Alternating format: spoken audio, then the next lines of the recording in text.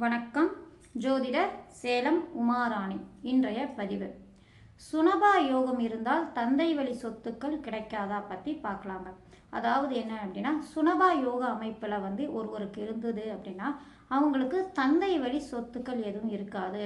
தன்னுடைய சுய முயற்சியிலேயே சொத்துக்கள் வாங்கக்கூடிய அமைப்பு, முன்னேறக்கூடிய அமைப்பு எல்லாம் இந்த சுனபா யோகம் தருது அப்படின்னு நம்ம மூல நூல்களை கொடுத்துருக்காங்க.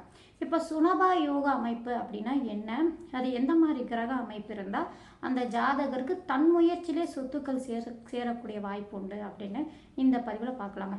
ஏன்னா தந்தை வழி சொத்துக்கள் எதுவும் இருக்காது அப்படின்னு நம்ம மூல நூல்களும் கொடுத்துருக்காங்க. இதுக்கு விளக்கங்களும் கொடுத்துருக்காங்க. இப்போது சுனபா யோக அமைப்பு எப்படி இருக்கும் அப்படின்னு எடுத்துக்கிட்டா, சந்திரனுக்கு 2ஆம் இடத்தில் சனி பகவான் நின்று இருந்தால் அவங்களுக்கு சுனபா யோகத்தை ஏற்படுத்தும். அந்த அமைப்பு அந்த ஜாதகருக்கு தந்தை வழி சொத்துக்கள் எதுவும் கிட்டாது அப்படின்னு நம்ம மூல நூல்களில் உண்டு. இப்போது சந்திரனுக்கு 2ஆம் இடத்தில் சனி இருந்தால் மட்டும் இது சுனபா யோக அமைப்பில் வர்றது இல்லைங்க. அதை இன்னும் மேற்கொண்டு என்ன சொல்லியிருக்காங்க அப்படின்னு எடுத்துக்கிட்டான்னா, புஜாதி ஐவர் யாராவது ஒருவர் சந்திரனுக்கு 2ஆம் இடத்தில் இருந்தால் அது சுனபா யோகா அமைப்பில் வரும் அப்படின்னு சொல்வதுண்டு.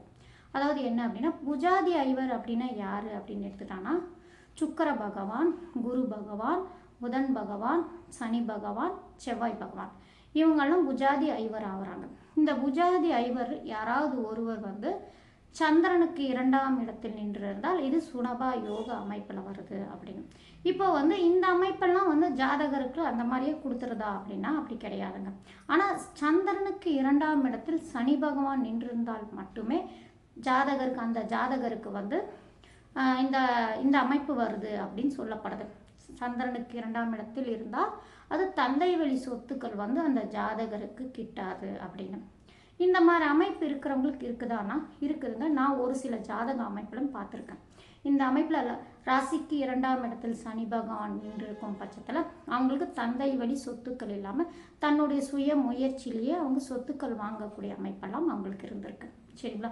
அந்த பாவம் பாருங்கள், அந்த பாவம் அந்த லக்னத்துக்கு 4ஆம் இடம் இந்த மாதிரி கேந்திர அமைப்பில் வரும் பட்சத்தில் இந்த மாதிரி அமைப்பில் அந்த 4ஆம் இடத்தில் அந்த 4ஆம் அதிபதி இந்த அமைப்பில் இருக்காங்க. இதெல்லாம் பொறுத்தும் சம்மந்தம் படுது.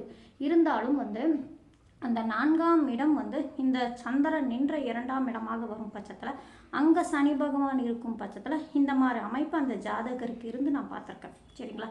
இந்த மாதிரி சந்திரனுக்கு 2ஆம் இடத்தில் சனி பகவான் இருக்கும் பட்சத்தில் இந்த மாதிரி தந்தை வழி சொத்துக்கள் அவங்களுக்கு எதுவும் கிட்டாத அமைப்பாகவே இருக்குங்க. ஆனால் குரு பகவான், சுக்கிர பகவான் இந்த மாதிரி அமைப்பெல்லாம் இந்த சுப கிரகங்கள் இருக்குது அப்படின்னா அது ஓரளவு நல்ல பலனை கொடுக்குது. சரிங்களா? ஆனால் சனி பகவான் அப்படின்னு இருக்கும் பட்சத்தில் இந்த சுனபா யோக அமைப்பில் இருக்கும் பட்சத்தில் அவங்களுக்கு இந்த அமைப்பு இருக்குதுங்க. சரிங்களா? இப்போது இந்த மாதிரி அமைப்பு இருக்குது, அதனால் அவங்களுக்கு சொத்துக்கள் கிடைக்காதா அப்படின்னா இந்த மாதிரி அமைப்பு இருக்கிறவங்களுக்கும் ஒரு சிலருக்கு அது சொத்துக்கள் கிடைக்கக்கூடிய அமைப்பும் உண்டு. ஏன்னா அந்த சுனபா யோக அமைப்பில் சனி பகவான் நின்று இருந்தாலும் அந்த சனி பகவான் எந்த அமைப்பில் இருக்காங்கன்னு பாருங்கள். ஏன்னா ஒரு விதி அப்படின்னு நம்ம ஜோதிட சாஸ்திரத்தில் கொடுத்துருந்தா அந்த விதி விலக்குகளும் உண்டு இல்லைங்களா?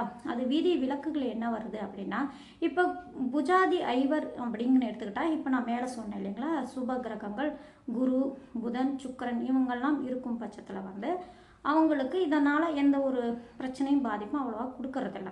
ஆனால் சனி பகவான் இருக்கும் பட்சத்தில் இந்த மாதிரி பாதிப்பு கொடுக்குது அப்படின்னா அந்த சனி பகவான் எந்த அமைப்பில் இருக்காங்கன்னு பாருங்கள். அதாவது அந்த சனி பகவான் சுபர்கள் சேர்க்கையோ சுபர்கள் பார்வையோ அல்லது அந்த சனி பகவான் அந்த லக்னத்துக்கே சுபராக வரும் பட்சத்தில் அது ஏதாவது ஒரு அமைப்பில் அந்த யோகமாக வரும் பட்சத்தில் இந்த மாதிரி கிரக அமைப்பு இருந்தாலும் ஒரு சிலருக்கு அது விதியில் விதி விலக்கெல்லாம் வந்துடுது. சரிங்களா? ஆனால் பொதுவாக நம் ஜோதிட சாஸ்திரம் என்ன சொல்லுது அப்படின்னா, இந்த சந்திரனுக்கு 2ஆம் இடத்தில் சனி பகவான் நின்று இருக்கும் பட்சத்தில் தன்னுடைய அந்த ஜாதகருக்கு தன்னுடைய தந்தை வழி சொத்துக்கள் எதுவும் கிட்டாது அப்படின்னு தான் சொல்லப்பட்டிருக்குங்க. ஆனால் அந்த சனி பகவான் யோகராகவோ சுபர்கள் சம்பந்தப்பட்டோ நல்ல அமைப்பில் இருந்து அந்த 4ஆம் இடத்து அதிபதியும் நல்ல அமைப்பில் இருக்குதுன்னா அந்த விதிக்கு விதி விலக்கெல்லாம் உண்டு அப்படின்னு நம்ம ஜோதிட சாஸ்திரம் சொல்லுது. சரிங்களா? இப்போ இந்த சுபர்கள்லாம் இருக்கும் பட்சத்தில் அவங்களுக்கு மேலே மேலே வசதி வாய்ப்பு மேல்மையெல்லாம் தரக்கூடிய அமைப்பெல்லாம் உண்டு. சரிங்களா? இந்த சுனபா யோகம் அப்படின்னு பொதுவாக எடுத்துக்கிட்டான்னா லக்னத்துக்கு அப்படிங்கிறத விட சந்திரனுக்கு மட்டும்தான் இது பார்க்குறோம். சரிங்களா? சந்திரனுக்கு இரண்டாம் இடத்தில் புஜாதி ஐவர் யாராவது ஒருவர் இருக்கும் பட்சத்தில் அது சுனபா யோக அமைப்பில் வருது. அது மட்டும் இல்லை, இந்த சனி பகவான் வந்து இருக்கிறாரு அப்படின்னு எடுத்துக்கிட்டால் சந்திரனுக்கு இரண்டாம் இடத்துல இருக்கிறாருன்னா தந்தை வழி சொத்துக்கள் வந்து அந்த ஜாதகருக்கு கிடைக்கிறதுல ரொம்ப பாதிப்பு கொடுக்குது, பிரச்சனை கொடுக்குது அப்படின்னு நம் ஜோதிட சாஸ்திரம் சொல்லுதுங்க. சரிங்களா? இதுதாங்க சுனபா யோக அமைப்பாகும். நன்றி, வணக்கம்.